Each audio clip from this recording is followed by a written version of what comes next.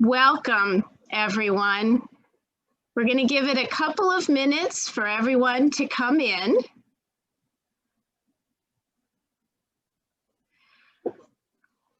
So I want to welcome you to the Alden House Historic Sites presentation of Wool, Women in Books, the Leiden Years. My name is Desiree Mobed, and I'm the Executive Director. Together with the Alden Kindred of America and our Board of Directors, we preserve and share the legacy of Mayflower passengers John and Priscilla Mullins Alden at their homestead in Duxbury, Massachusetts. This is the 400th anniversary of the Mayflower Voyage and the Pilgrims' arrival this month on the shores of Cape Cod and the signing of the Mayflower Compact. Today, though, we will be going back before the voyage to Holland to explore some of the significant influences on the Pilgrims, the wool and cloth industry, the vital role of women, and the revolutionary effect of the printing press on all aspects of 17th century society. Our speaker is Duxbury resident J.L. Rose, who authored the historic novel Before the Mayflower. After the talk, we encourage you to ask questions by typing them into the Q&A function on your screen. If you have to leave early or you'd like to share this program with others, we will be posting a recording of it on the Alden website. And now I'd like to introduce our speaker, J.L. Rose. Thanks so much, Desiree. I appreciate your continued support of you and the Alden House. So thanks so much to everybody for being here. I can see the participants number, which is extraordinary, and I hope to make this a fun hour for you. We'll learn a little bit, but enjoy it. I hope to entertain you as we transport ourselves back into the 17th century. So I'm going to go ahead, Desiree, and share my screen.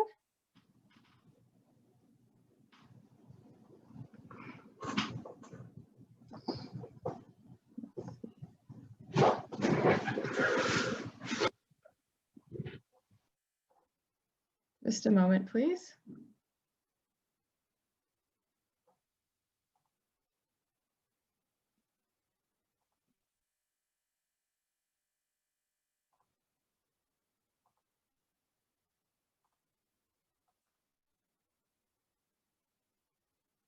If you could just confirm that you see my slides.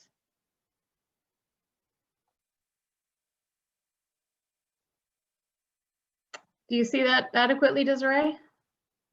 Excellent. Yep, you're on. You want to put it in presenter mode, though, full screen. It's showing in presenter mode for me. Okay. Yep, I think okay. You're good.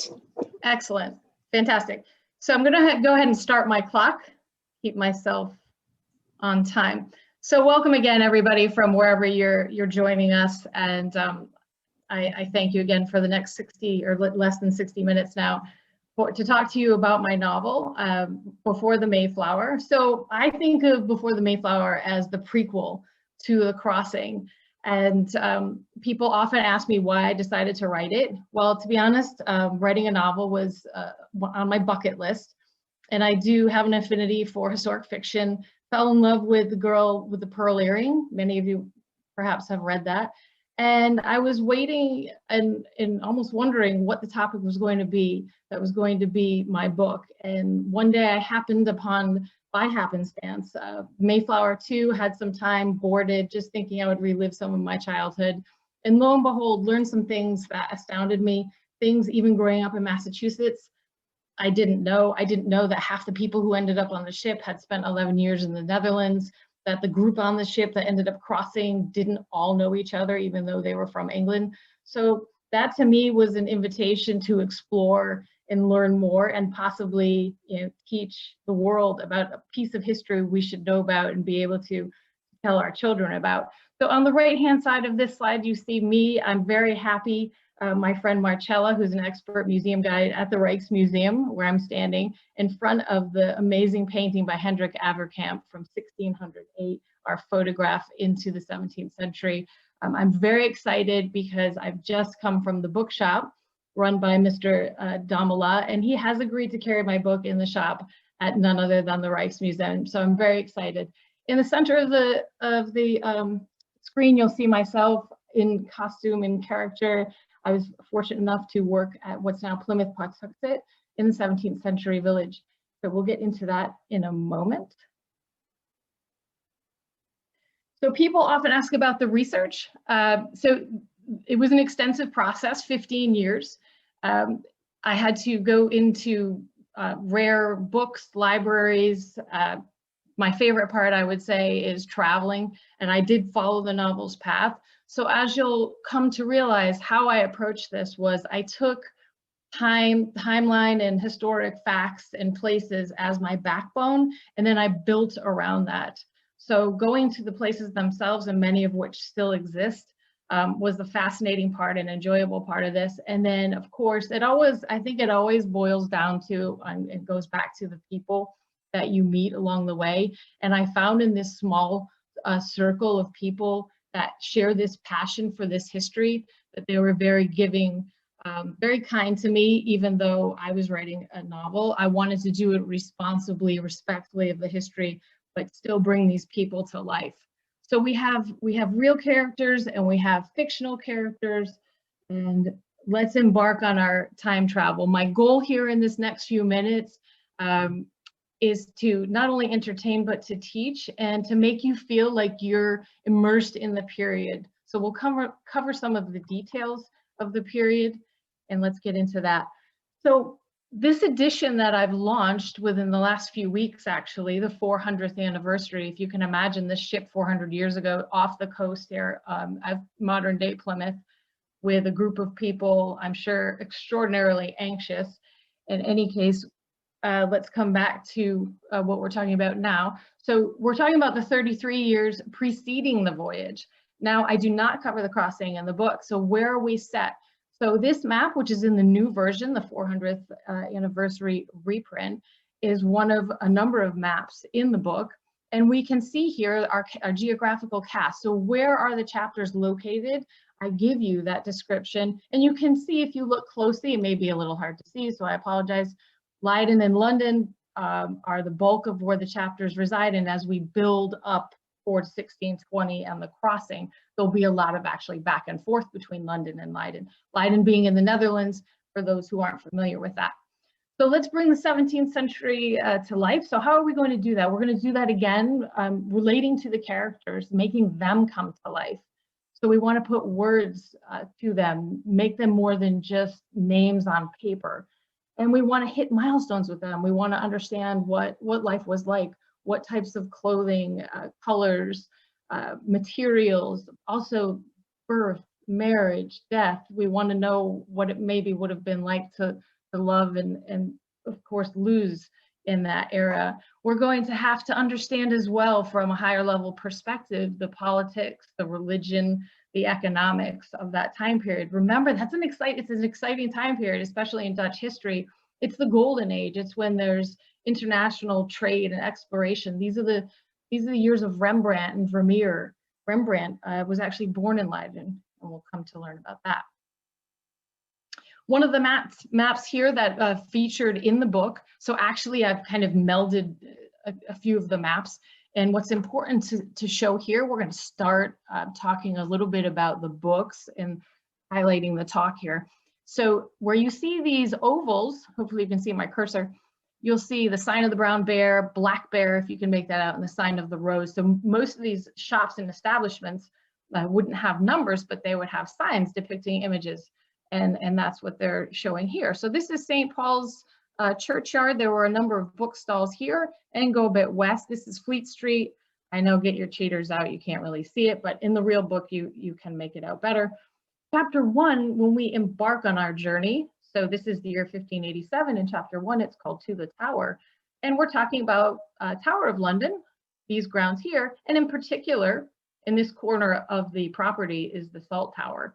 So this is where we have one of our characters, unfortunately for him, imprisoned, Secretary Davison, who is the Secretary of State to Queen Elizabeth I, who hopefully you've heard of, at least. And lo and behold, one of our real characters, and also when you read the book, you'll find in the back of the book a list. So who's real and who's fact, who's fiction. So one of our core real characters, William Brewster, who many of you may have heard of, he will be with us and his family throughout the entire novel. And he works as a clerk to Secretary Davison, and this is all true. And so he is visiting him here, and then he will make his way over to Fleet Street in the print shops to run errands for him. So Queen Elizabeth I. So let's talk about her, because she's a very important woman, speaking of women in the talk, extraordinarily important for a lot of reasons. Number one, she's the ruler of England for 45 years. She lives until she's 70. She dies in 1603. So let's understand first and foremost, so there's no confusion, England during this time, whether it's Queen Elizabeth I or her successor, who is King James I in 1603, Protestant. Absolutely Protestant, both leaders. So it's important because the leader of the government is also the leader of the church in this time period of church and state. So Elizabeth was never married. Some would say she was married to her country. She was sometimes called the Virgin Queen, and she was known as a very strong and stable ruler. Maybe not stable all the time. I guess she had her moments and could be emotional, but in any event, so Brewster, let's get back to him. He's working in the court, and he would not be engaging with the Queen. Make no mistake, he would be in the court and in the vicinity, and maybe would have had glimpses of her, but he was working for Davison, so not talking to the Queen directly. Something important that I need to make a distinction of, let's get a little bit of the religious detail out of the way. So Brewster, Carver is a name you might know. He ended up being the first governor of Plymouth Colony, and then Bradford the second governor of Plymouth Colony. One of the reasons that they end up in the New World is they thought the Church of England required some additional pretty extreme reform. So if you were worshiping in the Church of England and in England at the time, and you thought the church required reform, you might thought it needed some purification, and you might be of a Puritan mind. So that's where you get the term Puritan. Somebody like Brewster, Carver and company, they thought that the church required more reform than that, to the point where in order to worship God properly, which in their world, they were Calvinists, so they believed in predestination, that your path is set. If you were to worship God properly, you had to actually separate from the church. They came to that realization. And that was important for them, because they felt if they did not worship God properly, that they would be damned to eternal hell. So also associated with the government and in the rule of the king or queen was the post. And it may seem insignificant, but in actuality, if you think about it, if you had access to somebody who was within the service of the post and you could convey personal communication, that would be pretty significant. So let's go back to William Brewster, and he leaves London. He makes his way up. So you see my blue arrow here pointing to Scrooby. Might not have heard of that. It's in the north of Nottinghamshire, north of London, en route to Scotland. This was the Great North Road, and this was one of the main postal routes. So let's introduce some of our fictional characters who are very important. Henry Mercer and his son, Hugh Mercer. They're with us throughout the novel, mostly Hugh, who ends up being, for most people, I have to admit, most people do not like him, and that's up to you to decide. I have some empathy for him. But in any case, with those people in their world, they're allowed to send letters up and down the road throughout England. And they're also getting word of, in advance, in the case of Brewster, of authorities coming after him at some point. So when King James took the throne, there was hope for reform, but that reform didn't happen. And what in fact happened was James decided people needed to conform or they would be punished. So people like Brewster had issue with the church because they thought it was still too closely linked to the Catholic faith and remnants of it. So in order to control and retain power, James kept the bishops and archbishop structure in place, and there were other aspects, very particular aspects, that Brewster and Pastor Robinson, who you'll hear more about, who's very important to this congregation, did not agree with. But the problem is, it's illegal to separate from the Church of England and punishable by death. So Brewster is working in Scrooby Manor, which is owned by the Archbishop of York, which is a government seat. And he's working there. It's a postal stop, so he needs to provide fresh horses, food, sleep for these characters, amongst other responsibilities. So he's also having these secret religious meetings there under the nose of the government. And sure enough, the authorities eventually come after him. So what to do? The group decided to leave, even though they didn't really want to necessarily leave England and flee somewhere else. So where are they to go? The decision was made to flee to the Netherlands, and it took multiple attempts. To be honest, leaving England for the Netherlands could be its own book. I'm not going to get into detail and ruin the story, but I do want to give you, bringing women into the picture, the perspective of Mary Brewster. If you can imagine, at the time, the year is 1607 now, we've advanced, and she has 2 children, 1 newborn infant. The name of that infant actually is Fear. They leave Scrooby in hopes of departing Boston, England for the Netherlands. Does not work out so well, takes multiple attempts. So they had a bit of a conundrum, and it was illegal to stay and want separation from the church, but it was also illegal to leave. And they did not have a pass for ports, which is where we get the term passport. Eventually, they make it over to the Netherlands, and initially they were in Amsterdam. So therefore, I would say less than a year by the time everybody made their way over, because of course there's a story behind that. There's always more to the story. But eventually they make it over to the Netherlands, and they find themselves in the congregation that's too large for their liking. The congregation already there of English who had separated, they were massive, they were under scrutiny, they were being accused of doing some terrible things. And John Robinson, who's the religious leader of our congregation we're talking about, he thought it was best for the group to remove and go elsewhere. So they thought of what would be the proper place for them. And 25 miles south and west of Amsterdam, they found Leiden. So what is so special about Leiden?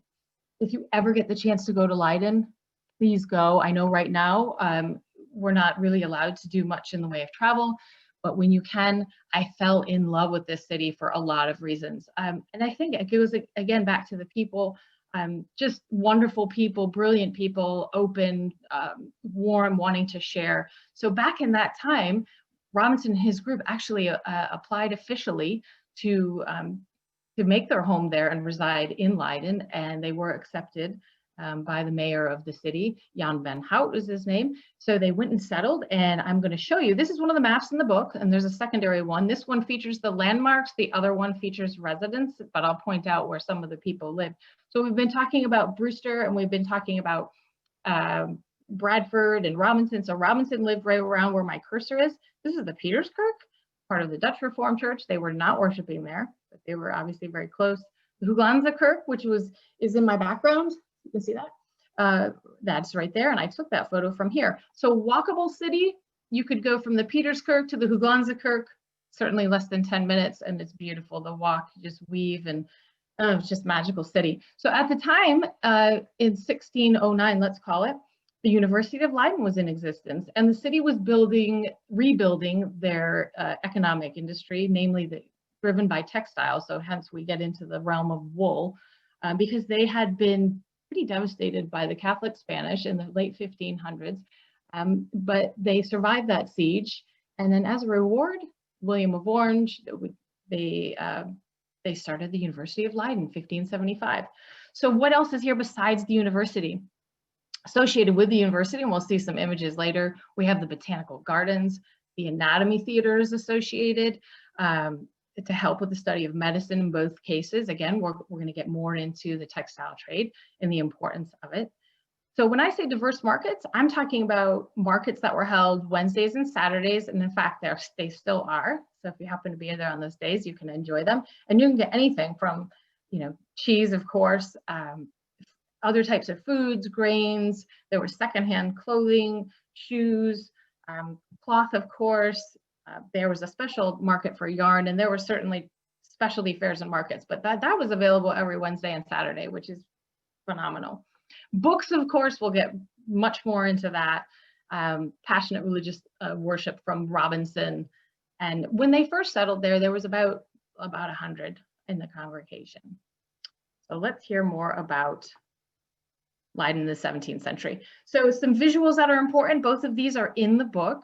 And to the left, this is a very common genre in 17th century painting. It's known as vanitas. So for the viewer, it's a reminder that life is temporary and fleeting, that mortality is an eventuality, and there's symbols of that. So commonly you will see that in this vanitas theme, of course, skulls, bones. You have paraphernalia of a painter, musical instruments, other visual arts, drawings. You have a sculpture here, a writing implement. So it's just to remind the viewer, even if you've acquired great wealth, it's not going to come with you in the life beyond. And then to the right is the Anatomy Theater, associated again with the university. So I love this image. There are a number of images, and some of them actually had, I chose this one, but some of them had, people packed in these rows, absolute full house, you could say. But it is an amphitheater and it goes up, and they recreated this actually in the Science Museum in Leiden a few years ago. So it was great to see it in person. But what I want to point out though is, look, there are women in the audience. Now they're fairly well dressed, but just to go to show you that women were allowed at such events, that you did need a ticket. So when I bring to life this period and my characters walk you through it, my fictional characters, they connect with the factual ones, and they actually, there's a scene here in the Anatomy Theater where they go to a dissection. Those dissections would have happened in the winter because the summer months would have been hot and therefore quite odoriferous. Additional visuals for 17th century Leiden, the university yet again, so let's celebrate that. That is the Academy building. It was formerly a Catholic convent turned into the main academic building. And really truthfully to the right, which is situated in this image, is the Botanical Garden. They actually in Leiden have a recreation of that today. So I have a scene in the book at the Botanical Garden where my characters, again, well, in this case, it's Jonathan Brewster. I'll just reveal that to you. So William Brewster's eldest, and my fictional character, Rose Oakes. So Rose is deeply entrenched in the romantic, the romantic relationship in the book, relationships actually. So I'll pique your interest there. So I have a scene here in the Botanical Garden, and I'm sitting under this cupola when I write the scene. And so people will say to me, oh, it's so creative and this and that and all this detail. Well, I was just in the garden, so I can't take that much credit. To the right is the library of the university at the time. And that library eventually was moved to the same area as the Anatomy Theater, not the same room, but in the same structure, which was also a former Catholic church. But in this case here, I want you to have a look at the rows and shelves of books. And you can see, again, get the cheaters out, the names of the subjects closely. And you can see, also if you look really closely, another good reason to have the book itself, but there are chains by, keeping the books on their shelves and not being walked off with. So that just speaks to the value of books and the cost of producing them. In a lot of cases, printers would, you set your type and then you print your pages. So they might have folios or the pages loose. And if you were to go purchase it, you would then have it bound. And you may pay to have it bound separately. And so that was a specialist essentially who did that as well. So let's talk more about printing, because I promised to talk about books. So you might be wondering, I've named a few of the real characters and who are the fictional players here. And they are very important for a lot of reasons. Number one, they let me do things I can take some creative license that I might not feel comfortable doing with the factual people. So in this case here, the father of the core fictional family that is there with us throughout the novel, his name is Nicholas Oakes.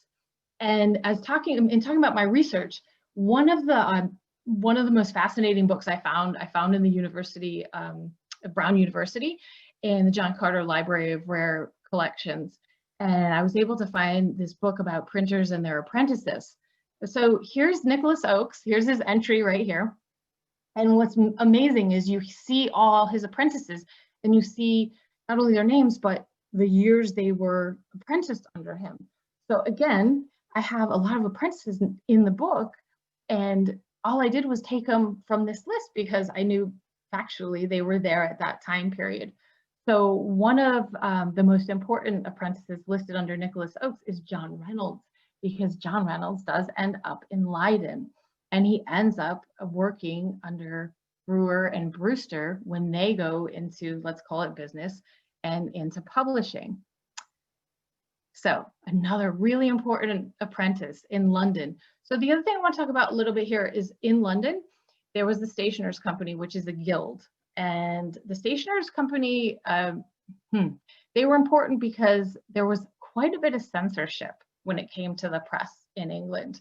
And you can understand why. If you think about it, all of a sudden there's this tool now to mass produce communication and information. And if you're the king or queen, you're going to want to control that, control what's being talked about. You want to keep, the power in your hands. So one of the key ways of doing that was censorship of printing. So there was a layer of censorship or inspectors in the Stationers Company, and there was an additional layer within the King's Court as well. So it was tightly controlled. So another apprentice that is very important to our history is Edward Winslow. And he was noted, I don't have it here, I just picked Nicholas Oakes for this presentation, but he was apprenticed under a man by the name of John Beale. And it shows the dates as 1613 to 1650. And what's really interesting is during that time, Beale was in prison for breaking one of the Stationer Company's rules.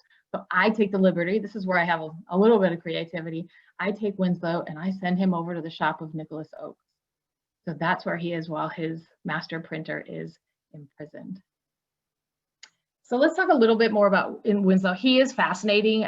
So a number of the people that end up on the Mayflower, including Brewster, Carver, Winslow, are educated formally. Now, Brewster never achieved his degree, but if you were formally educated, that meant you knew Latin and Greek. So of course they were literate. And let's get back to Winslow. So while he was in the service of John Beale, there was a book published called The English Housewife.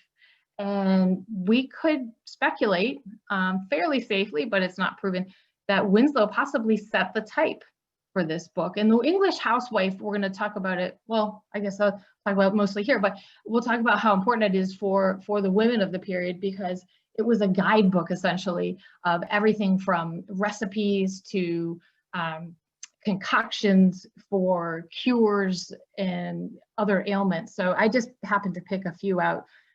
So here, if you want to know how to make an ointment to treat burns, here's the prescription, the recipe for that. Or if you were wondering how to make thin quince cakes, quince is a type of fruit, and you could find that in Leiden actually. There you have it. Have a look in the English Housewife. So I thought that was quite interesting, and it shows where to find it in Fleet Street near the Great Conduit. So let's talk more about printing. Brewster and Brewer. So this is the first time I'm bringing up Thomas Brewer, and you might be wondering, who is Thomas Brewer? Was he real? He was real. He was actually one of the most important people associated with the people who were in Leiden who ended up on the Mayflower. And the reason he is important is he was the wealthiest of the group. He was a fundamental financial supporter of the congregation. And in reality, as we can all relate to today, finances are necessary. They're important, to the survival of the group and the growth of the congregation. So from 1617 to 1619, they embarked on publishing, and they published between 19 and 20 books, and they were of a religious nature, and they did vary in terms of, by the end of the publishing effort, they were publishing books that would have been absolutely censored in England, to the point where they drew the attention of the King of England himself, King James, inciting him. And Brewster and Brewer were forced to shut down their operation because they were being hunted by the authorities. So before I tell you really what happened to them, Winslow and Reynolds, who we met in London, if you remember, they're now over in Leiden, and we believe they're setting type. So was there a press? There's some debate about that. I personally do not believe there was a press. I think there were enough printers in Leiden. They needed them for the university and the demand that the university brought. So I believe they set the pages, and then they went to presses and had the pages run there. Like I said, they were of a religious nature, because Thomas Brewer, he was a gentleman, but he was very impassioned. with the religion, and he believed that printing and publishing was a very important conduit and means of praying and preaching. It was a way to get the word out, and it was a vital part of his existence and his purpose in life. That's why he got involved in this. Some of the publications were a bit more conservative and they were very saleable, so that would have helped to generate some income, and the congregation needed that. So I talk about King James being on the hunt for Brewster. That is correct, and that did really happen, and he went into hiding essentially in 1619. So let's talk more about the women. They did have a voice. They weren't these meek bystanders that stood in a corner. For sure, in our congregation that we're focusing on, the literacy rate would have been higher for that congregation as compared to the general population in England. Some ran businesses, some kept books, some owned property as widows, some, as housewives had a considerable amount of responsibility, not only caring for, teaching the children, cooking, managing the household. And for somebody like a William Brewster, Mary, I'm certain, was a confidant and an influencer. And when he went into hiding, she was left to care for everything and ready for the departure. So she had 5 children, not to mention, as we'll find out, she had to pack like 300 books for William, and that was a task in and of itself. But going back to women and their connection in the textile trade, there would have been women earning wages by spinning wool at home in their household. And so many of the roles that women would have played, they could have carried out within their household. So this painting here is by Swanenberg. It hangs in the Laken Hall in Leiden. And what I love about it too are the vibrant colors it depicts. And that goes to show, just keep that in mind, our people, they were wearing colors like this. They weren't wearing all black. Black, as you'll come to learn, is actually the most expensive color that you can create. It takes the most colorants, dyes, and also labor, number of dyings. So let's move along. So we're in Leiden, so why remove from there? That is one of the key questions. It sounded like things were going all right. Brewster was publishing books, although of course he had to go into hiding. Prior to that though, he was teaching English to some of the university students, using Latin as a bridge. Carver was doing well enough as a merchant. Jonathan Brewster, who's one of our key characters, he was doing quite well as a ribbon maker. So he was actually making enough ribbon to export to England. And we find he goes into business with Brewer as well. William Bradford, one of the people we come to know and love here in Plymouth Colony, also was doing well enough. He became a citizen and he had owned a house, and he owned probably at least one loom. He was a weaver.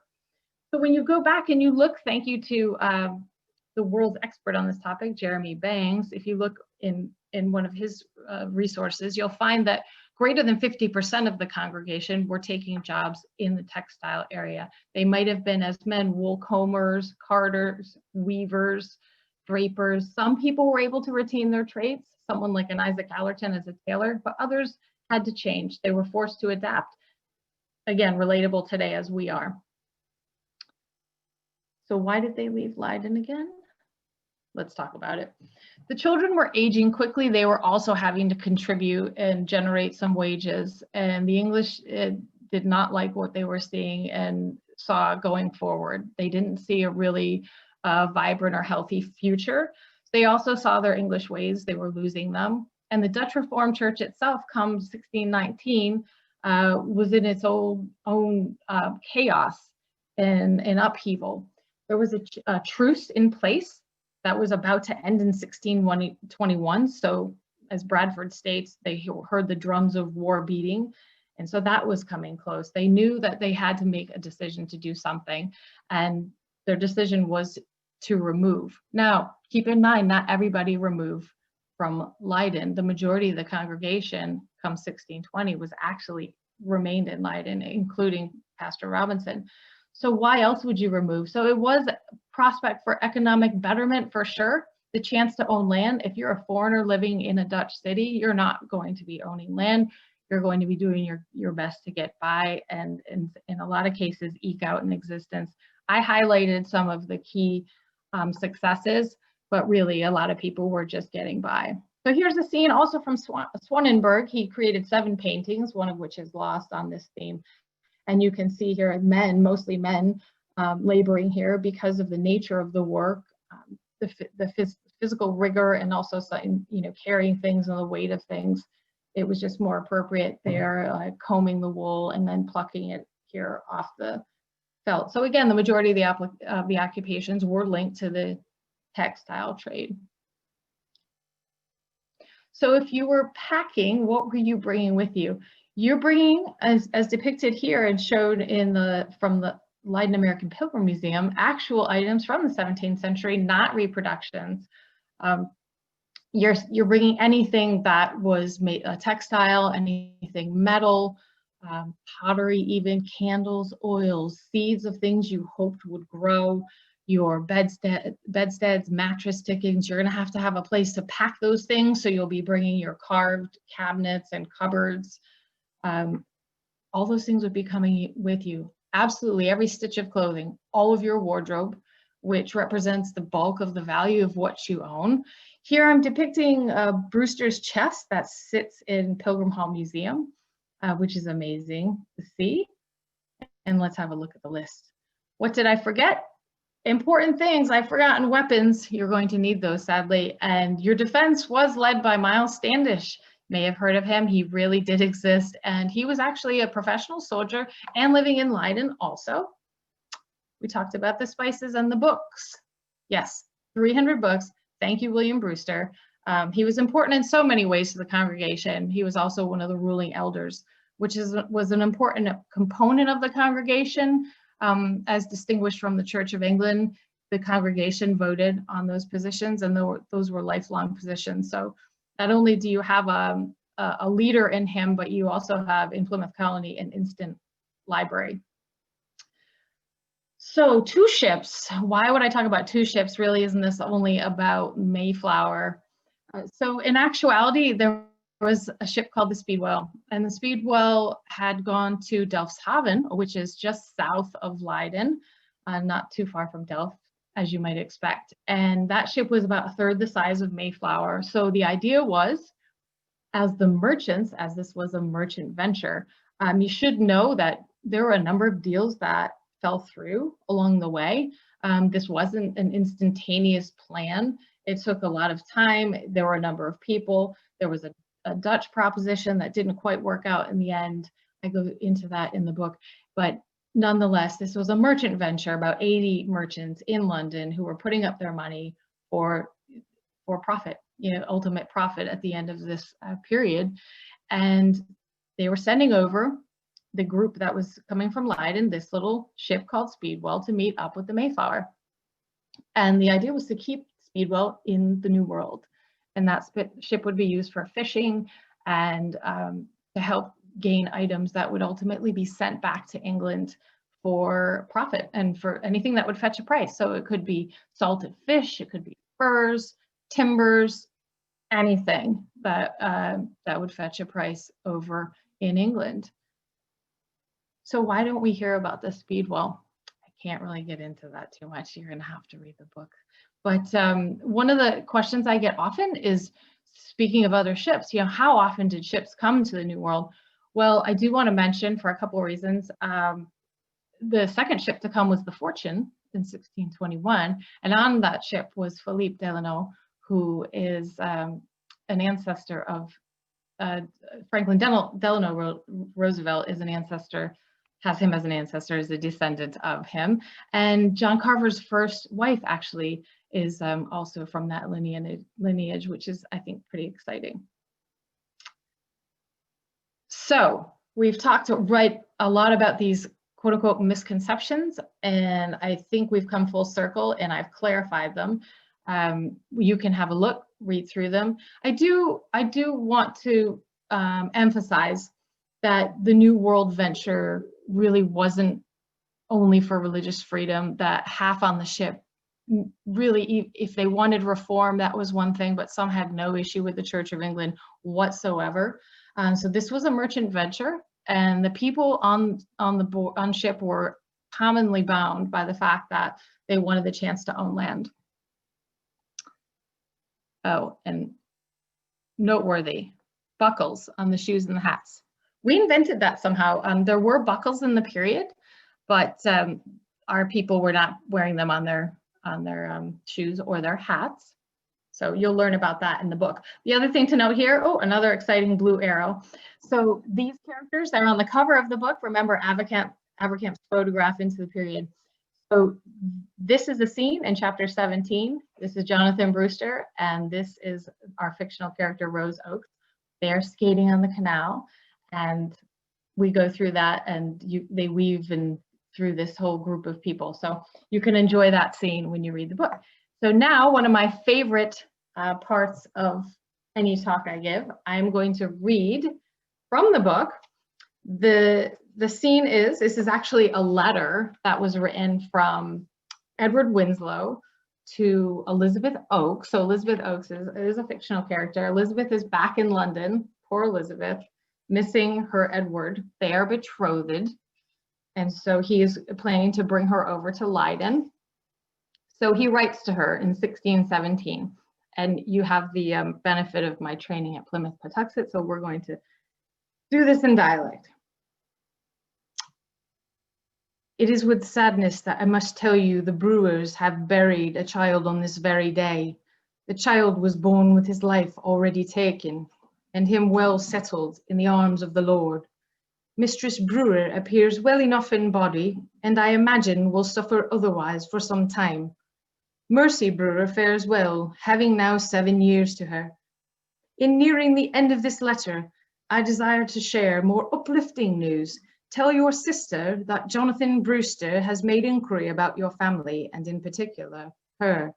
When I mentioned it, I was sending for you, and that we were to be married next year, he asked with the widest of smiles if any of the Oakes family would be in attendance. Then he was trying to recall the age of your sister, and I confirmed she had 19 years to her. Jonathan has done fairly well for himself here. In fact, he would be well suited to Rose, from what I know of her. Of course, I said nothing about your concerns regarding what has transpired between Rose and Hugh Mercer of the King's Post, as we know not what the truth is there. At the end of June, Jonathan became a citizen of Leiden, with Master Isaac Deside and Jan Sebastians van Hout as witnesses. He has grown his ribbon business to a rather respectable level, so much so that there is discussion of Jonathan and Master Brewer entering into a formal business arrangement later this year. He's producing so much ribbon, he has started exporting product to England. The advantage of this is that we have a means of hiding the books amidst some of the shipments. I believe you know as much as I know now. The city is fair, Elizabeth, with beautiful tree-lined canals and churches that appear to touch the sky. The university is impressive, bringing to the city gifted minds from all over this world and supporting the most amazing botanical garden. How I dream of walking through the rows with you. In the winter, when the canals freeze, it seems as if the entire town appears somewhere on the ice. What a scene it is. Trust yourself with Master Carver in escorting you to me. Ready your things, my love, for in a short time you will be on the water, destined for me. I dream of this day, now until our moment of reunification occurs. With all my love, Edward. Leiden, August 30th, anno 1617. So that's a brief excerpt of what you'll find, bringing these people to life and all the rich detail that you'll find in it. I'm excited to share with you. So the resources I've also put in my book. Again, a lot to read in one space, but just to give you an idea of the types of books I poured through and researched and put all these pieces together and connected the web. So thank you to all the great historians out there who produced these, including William Bradford. There's also a glossary in the book. So that's a new enhancement. And a special thanks I wanted to give to, of course, Desiree of the Alden House. So much passion in the work she does to keep this history alive. So thank you for all of your efforts and support. Dr. Jeremy Banks, this is his museum here in Leiden. As you can see, it's absolutely gorgeous, even just from the outside. But as you enter, it's really going back in time into the 17th century. My good friend now, because of this study, Geeske Kruisman, who works also at the Weaver's House and Museum in Leiden. And this is actually one of her special exhibits that she carried out. This is a Hoik special article of Dutch clothing that you'll find in my book that detail as well. Julia Blake, graphic artist, formatter, really, if it wasn't for her, probably wouldn't have been able to produce this version of the book. And Niels Dommel, the manager at the bookshop in the Rijksmuseum in the Netherlands. And many thanks to all the people in Leiden who are carrying the book, supporting the effort to keep this history alive. So again, thank you for your time and attention. I hope you enjoyed it in this ride back in time. To get the book, certainly the Alden House, we'll have it, it's hot off the presses, coming our way as we speak. Amazon, Barnes & Noble, many places in Leiden, the Tourist Center, Peterskirk, the Rijksmuseum, of course, Waterstones, and you can visit my website, beforethemayflower.com, for more pictures of all my research trips. So that's interesting. You can contact me through there if you have groups that you think this talk would be interesting for. I'm happy to share my knowledge and spread the history to keep it alive. So thank you again for your time and attention. Stay well, be safe, and happy Thanksgiving. Jennifer, thank you so very much for that wonderful presentation. Fascinating to get a chance to go to Leiden and see that story that really was such a part of the Pilgrims experience. So we do have some questions that are coming in, and so I'd like to share them with you for you to share with the group here. One of them is about literacy for women. We get this question a lot here at Alden House. Priscilla was not in Holland, but there is great interest in literacy for women. It does seem that some of the Pilgrim women, did know how to read, but wondering if you'd like to comment on that topic for 17th century women coming here to New England. Certainly, I'll do my best, Desiree. So I know for sure the congregation that was in Leiden, there was a higher rate of literacy. What do you think who was leading that group? They were educated, university educated. In fact, Robinson and Brewer were enrolled in the university.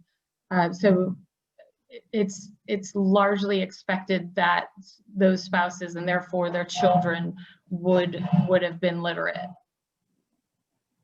Beyond that, in England in general, I would be venturing guesses to say the percentage of people, of women in particular, who were literate. I apologize, somebody like Jeremy Bangs would have a better answer, maybe someone at Plymouth Patuxent. So do you have a list to show which of the Mayflower passengers you have in your book? So in the back of the book, there is a list. I don't distinguish who ends up on the ship, because if you remember the Speedwell we talk about, there are some people who were on the Speedwell who didn't go because, well, the Speedwell doesn't cross, as you may have guessed. So I don't delineate who ended up there, but there are many. So there are many lists out there that are available, like Pilgrim Hall Museum. Go to their website and you can see who was on the Mayflower, and then you can cross-check that with my fact character list in the back of the book. So on their multiple attempts, why did it take multiple attempts to get from England to Leiden? Remember that time that some of them were imprisoned? Yeah. Correct. So it was not so easy to leave if you were trying to do so without that passports. So they at first had made an agreement with an English master of ship, and that captain betrayed them. And so they were given up to the authorities in Boston. So that was the initial attempt. And then they tried to go again the following year, and they had issues. So they then hired a Dutch master of ship.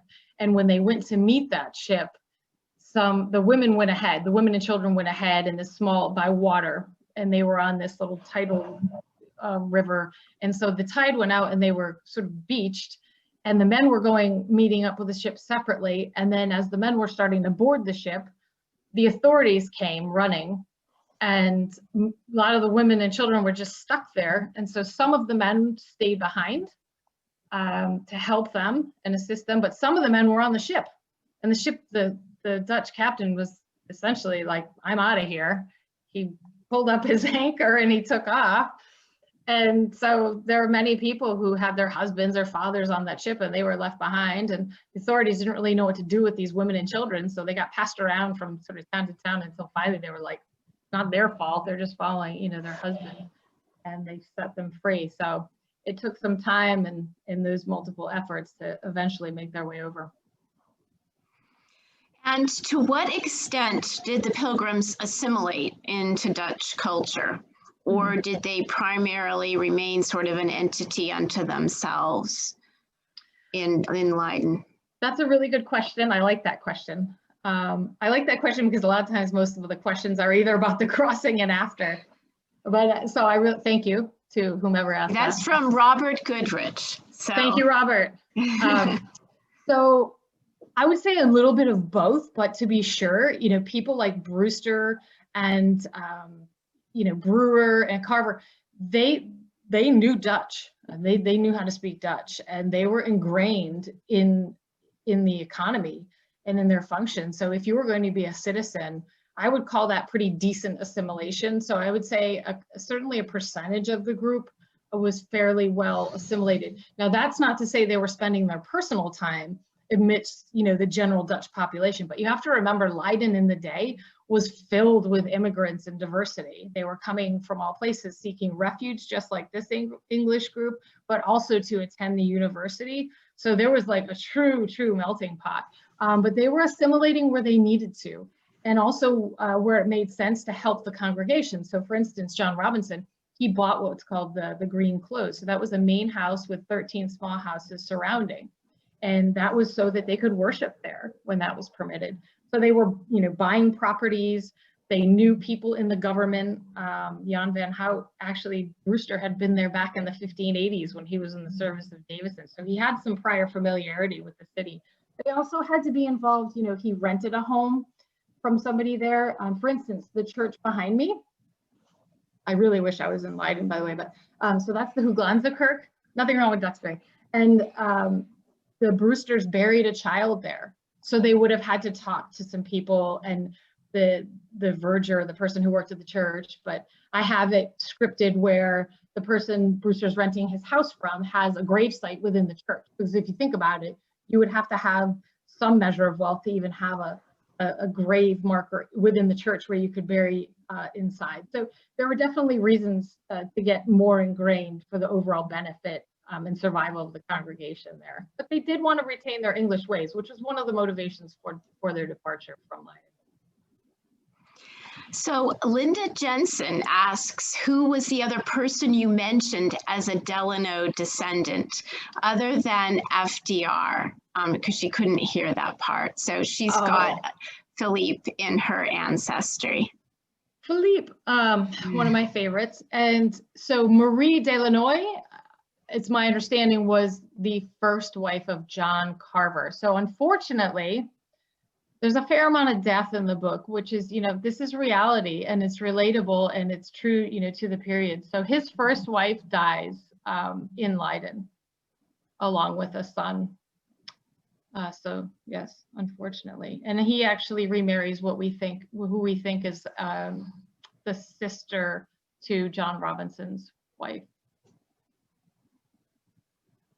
So another question was from Tamora Jones, that there were a lot of separatists in Leiden. About half of them left in multiple ships, starting with the Mayflower. The other half integrated into Leiden. And that's another question that we get asked a lot. What happened to those who didn't come over and stayed in Leiden? Oh, another good question. So one thing I love about the Dutch, and obviously you can tell I'm very partial, they were very good record keepers. So you have a lot of great information about marriage dates, and we know when Winslow got married. I feature his wedding in the book. Also records of where people lived and when they purchased homes.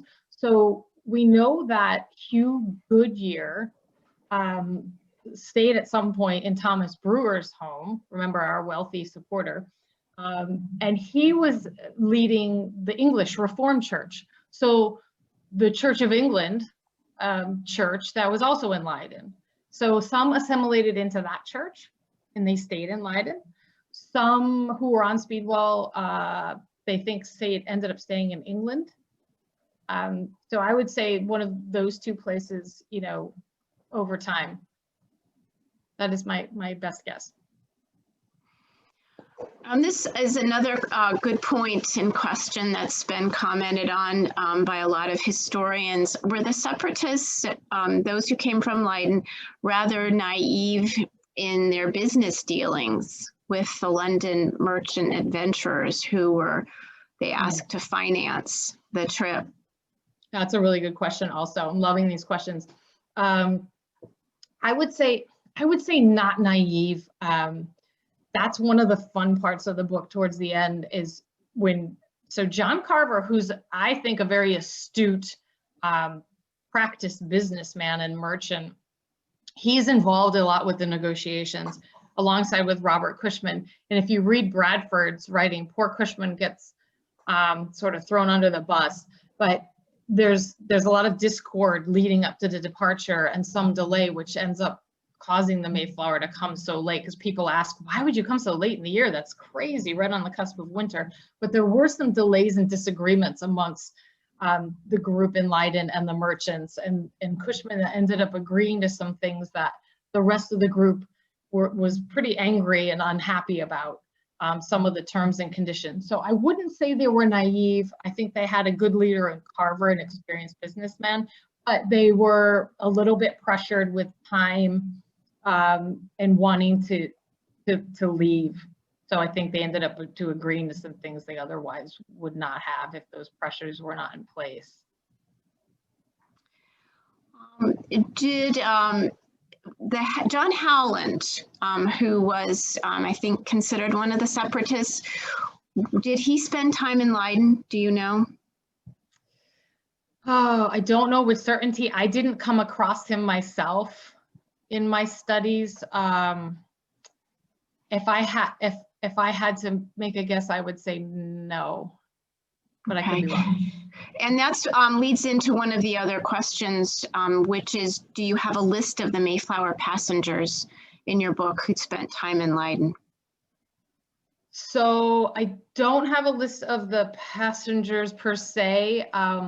What I would request, if you had that interest, would be to compare my factual character list at the back with the ultimate passengers. I can tell you off the top of my head, but that's not very helpful. But you can align them pretty easily because there aren't really that many who I feature in the book that end up on the ship. Carver's one, Bradford. And the people I don't name who were in Leiden that end up, I may have just not had them in the book. So best bet is to compare the actual list. The Pilgrim Hall Museum, I believe, has it on their site, and then compare that to who's listed in the book under fact. So did you, who is your favorite historical character from this group that you covered? Favorite historical character? Yes. And why? I would probably have to say William Brewster, because of the scope of his experiences, being university educated, then being in the service and around the court of Queen Elizabeth I, and just being a part and being a ruling elder and leading this group to the New World. He was not a young man, when he boarded that ship and sailed on Mayflower. So he's pretty remarkable, spoke 5 languages, supported his family, and was a true leader. So I'd have to go with William Brewster. So some of us want to know where he put those 300 books on the Mayflower, Jennifer. I don't think they all fit in that chest. So he probably had multiple chests. Poor Mary was stuck dealing with them.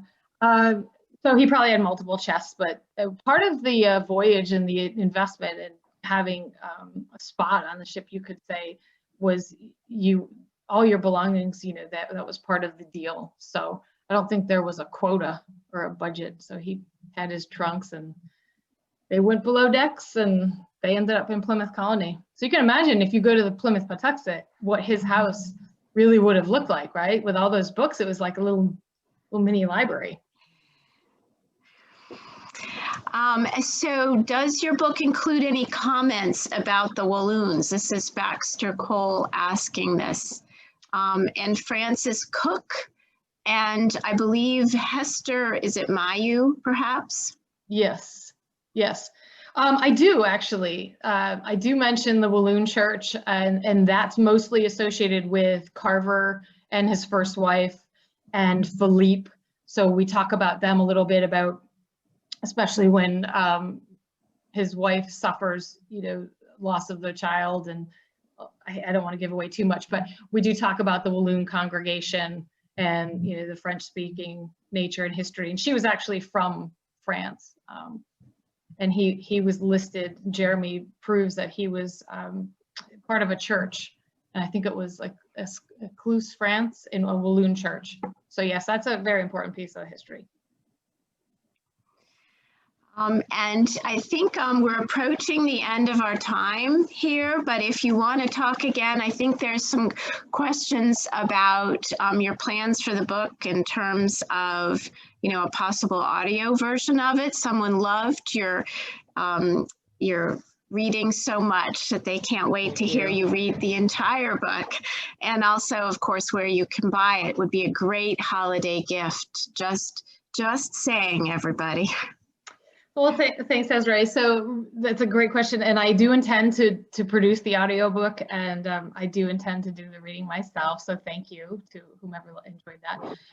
The ebook is forthcoming, so just hang tight. Hopefully, I know some people have dropped off, but Amazon does sell the book. The paperback is in place for the new edition. The ebook is being worked on as we speak and should be available by the end of the month.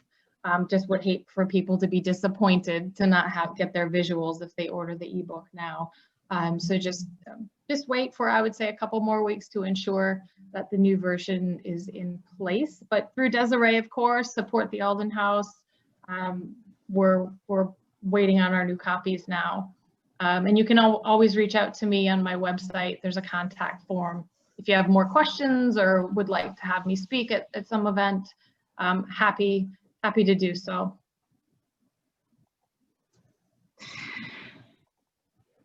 Jennifer, we want to thank you so much for your time today.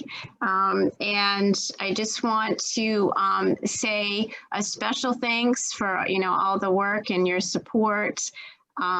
This has been a wonderful presentation, and we encourage you again for holiday shopping. The Alden website is a treasure for those who love Pilgrim history and, of course, the Alden story. We also want to encourage you, if you're local, to come visit us during the holidays from December 1st through 18th. We are partnering with Duxbury 2020 to feature not only Jennifer's book in our museum shop, but also the new book, Duxbury, Our Pilgrim Story, which is a collection of essays by local authors and historians. We also invite you to support the Alden House and its preservation by making a donation to our annual fund.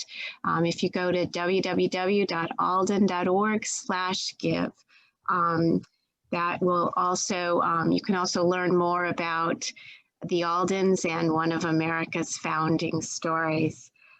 In conclusion, we would like to say, from Alden House to yours, we send you our very best wishes for a wonderful Thanksgiving. Thank you so much for joining us, and check us out again at alden.org for a listing of our next events. Thank you.